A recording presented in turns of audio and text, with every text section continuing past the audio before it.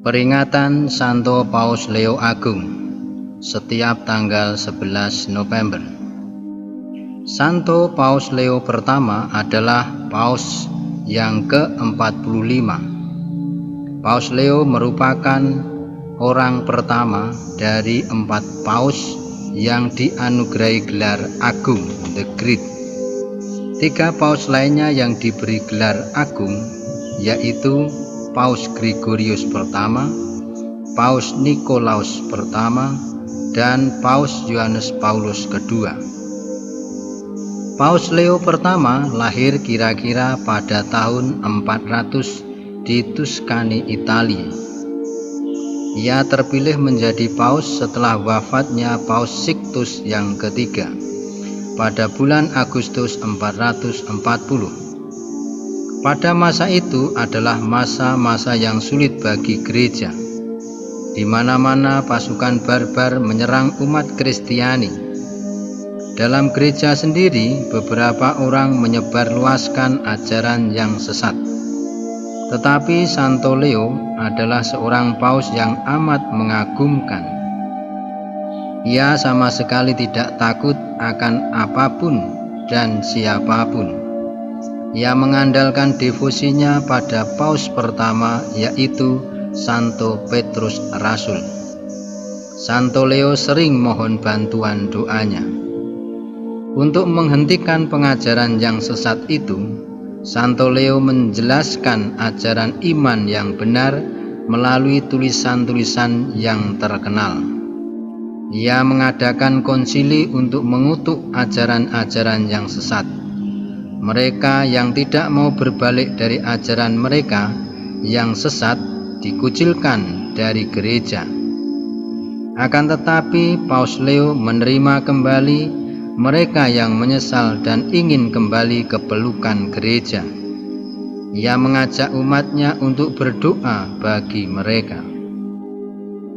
Paus Leo Agung akan selalu dikenang sebagai pemimpin yang meyakinkan Attila the Hun untuk pergi dari gerbang kota Roma selama kampanye militernya.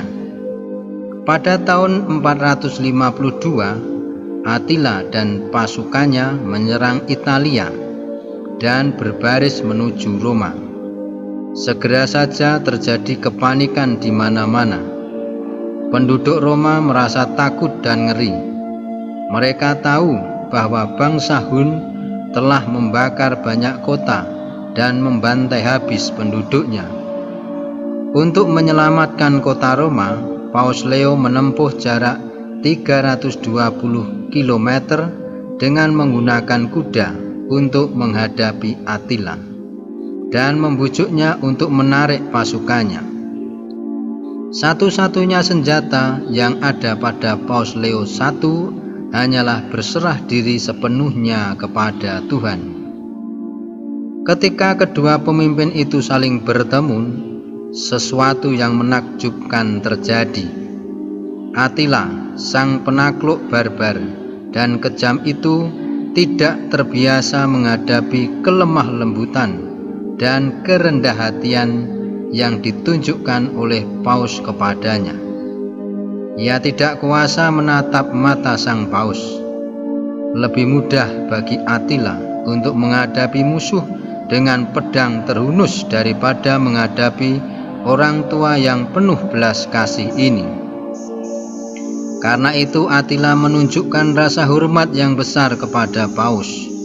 Ia mengikat perjanjian damai dengannya.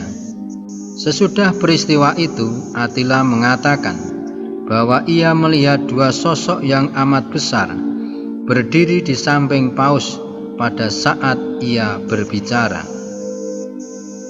Umat yakin bahwa kedua sosok tersebut adalah kedua rasul besar, yakni Santo Petrus dan Santo Paulus.